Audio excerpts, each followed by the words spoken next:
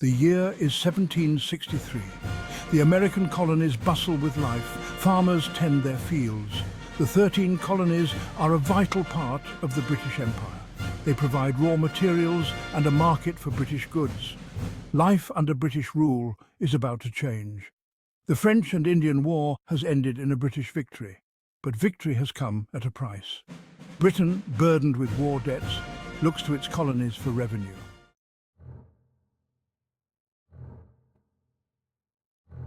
New taxes and regulations are imposed on the colonists.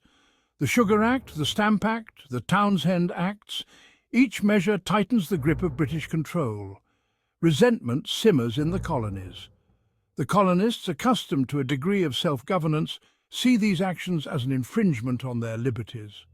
A potent phrase resonates through the taverns and town squares: no taxation without representation. The colonists, they argue, should not be subjected to taxes imposed by a distant parliament where they have no voice.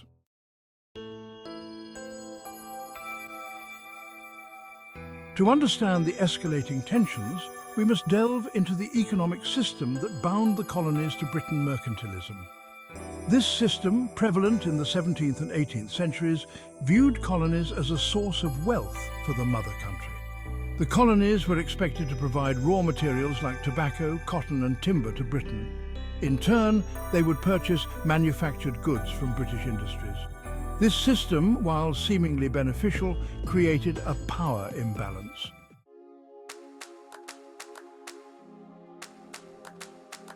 The colonies, though restricted by mercantilist policies, also enjoyed certain advantages. British military might provide protection from foreign powers and pirates, ensuring safe trade routes. The vast British Empire offered a ready market for colonial goods. Furthermore, colonists enjoyed a degree of autonomy in local affairs, managing their own assemblies and enacting laws. However, this relative freedom was increasingly perceived as under threat. The British government began to enforce regulations more strictly and introduced new ones. The Navigation Acts required colonial goods on British ships, limiting trade with other European powers. Colonial merchants sought more profitable routes and chafed under these restrictions, feeling marginalised by a distant power.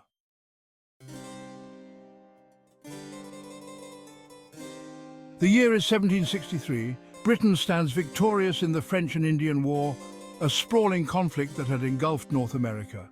French power on the continent is shattered, their vast territories ceded to the British. Victory, however, has come at a steep price. The war, fought on a grand scale, has left the British treasury depleted. The cost of maintaining a large army and administering the newly acquired territories weighs heavily on the British government.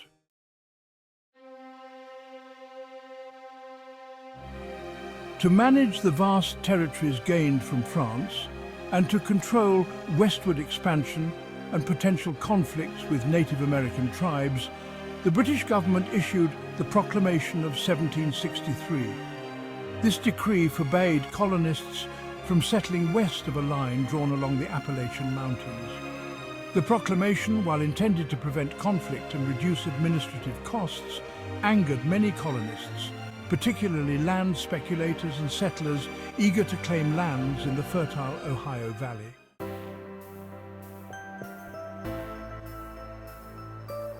The French and Indian War, while ending in British victory, had far-reaching consequences that would sow the seeds of revolution. The war had instilled a sense of unity and shared purpose among the colonists. Fighting side by side with British regulars, colonial militias gained valuable military experience and a sense of their own strength.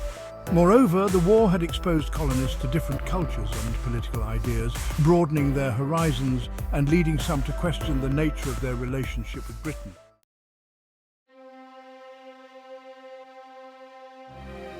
The conclusion of the French and Indian War marked a turning point in the relationship between Britain and its American colonies. The British government, facing a mountain of war debt, looked across the Atlantic for a solution. The colonies, they reasoned, had benefited from British protection during the war and should contribute to the cost of their own defence. Thus began a series of acts designed to raise revenue from the colonies, each one further inflaming tensions.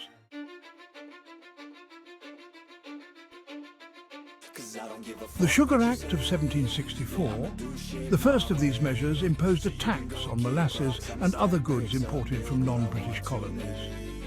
While intended to regulate trade and curb smuggling, the Act was seen by many colonists as an attempt to raise revenue without their consent.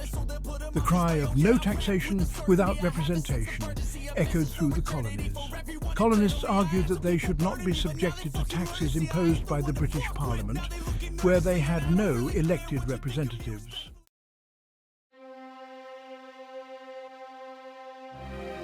The colonists' grievance was not merely about the financial burden of taxation, but struck at the heart of their understanding of political representation.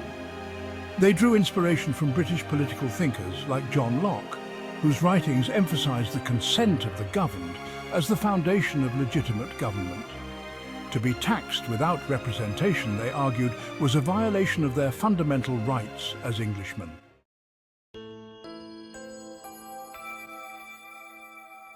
In 1765, the British Parliament passed the Stamp Act. This law required colonists to pay a tax on all printed materials, including newspapers, pamphlets, legal documents, and playing cards. Each item had to bear an embossed revenue stamp. The Stamp Act aimed to fund the British military in North America and assert Parliament's authority to tax the colonies.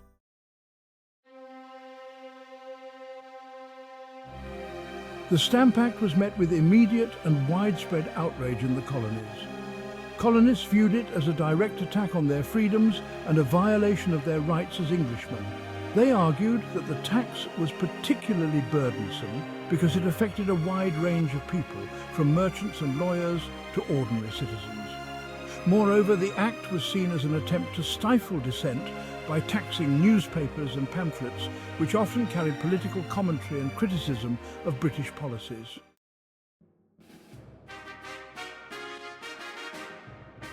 In response to the Stamp Act, a new form of colonial resistance emerged, the Sons of Liberty. These groups, formed in various cities and towns throughout the colonies, were composed of merchants, artisans, and other citizens who were determined to oppose what they saw as British tyranny. The Sons of Liberty organized protests, circulated petitions, and intimidated stamp distributors, often using public demonstrations and sometimes resorting to violence to prevent the Act from being enforced.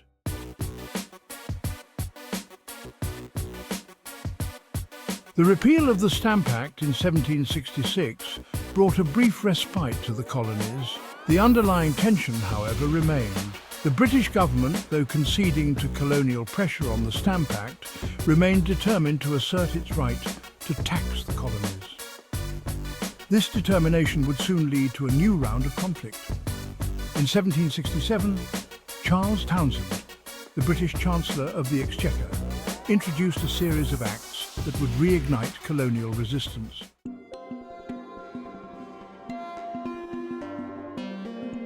The Townshend Acts, named after their architect, imposed indirect taxes on goods imported from Britain, including tea-glass paper and paint. Unlike the Stamp Act, which directly taxed the colonists, these were indirect taxes levied at the ports, payable before the goods reached colonial merchants. Townshend argued that these were external taxes on trade, not internal taxes on the colonists themselves, and therefore Parliament had the right to impose them. The Townshend Acts met with fierce resistance. Colonists saw them as another attempt to tax without representation. Boston, known for its independent spirit, was the epicenter of resistance. British troops' presence heightened tensions. In March 1770, British soldiers fired into a taunting crowd. 5 colonists lay dead, escalating the conflict. The Boston Massacre inflamed anti-British sentiment, pushing the colonies closer to revolution.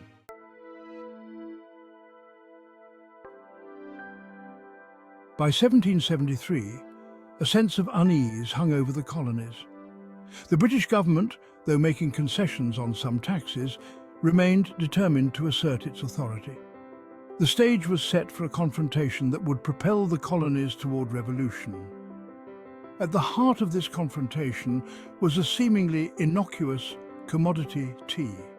In 1773, the British Parliament passed the Tea Act, a measure that would have far-reaching consequences.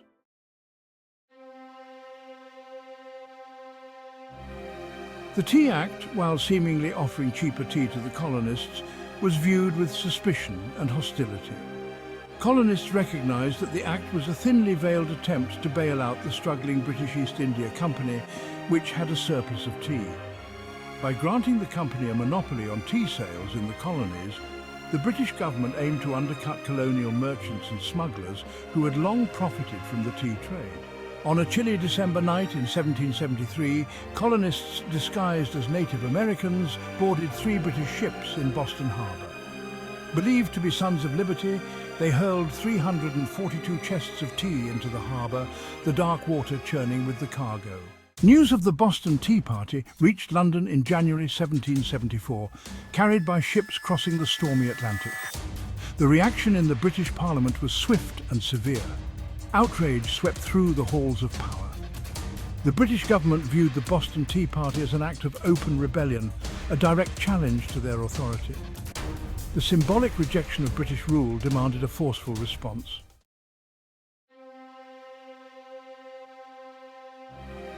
Determined to punish the colonists of Massachusetts, Parliament passed the Coercive Acts, or Intolerable Acts.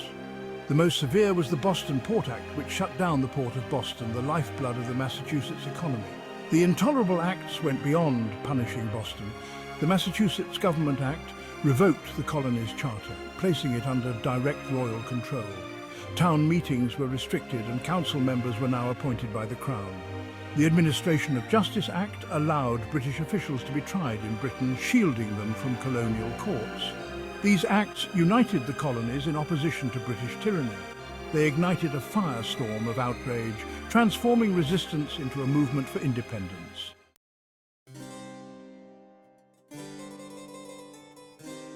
While economic grievances played a significant role in fueling colonial resistance, the American Revolution was also driven by a profound ideological shift. The 18th century was a time of great intellectual ferment in Europe and its colonies, marked by the rise of Enlightenment thought. The Enlightenment, a philosophical movement that emphasized reason, individual liberty, and the natural rights of man, had a profound impact on the colonies, shaping the minds of its leaders and providing a powerful intellectual framework for revolution. At the heart of Enlightenment thought was the concept of natural rights, the belief that all individuals possess inherent rights to life, liberty, and property.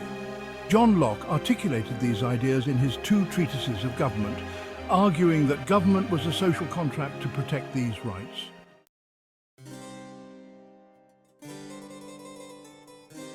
Enlightenment ideas spread rapidly through the colonies, carried by books, pamphlets, and newspapers that crossed the Atlantic. Colonial intellectuals, lawyers, and political leaders devoured the works of Locke, Montesquieu, Voltaire, and other Enlightenment thinkers, finding in their writings a powerful critique of absolute monarchy and a compelling argument for individual liberty and self-government. These ideas resonated deeply with the colonists' own experiences, particularly their growing sense of grievance against British rule.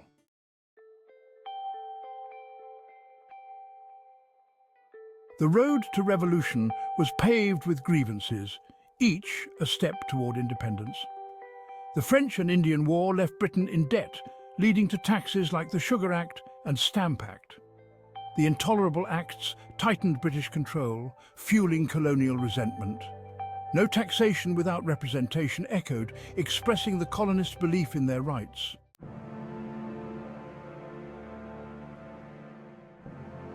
The American Revolution was more than just a war for independence. It was a social and political upheaval that reshaped the world. Inspired by Enlightenment ideals of liberty and self-government, the colonists challenged imperial rule. The Declaration of Independence became a beacon of hope. The success of the American experiment proved it was possible to break free from tyranny and forge a new path based on freedom.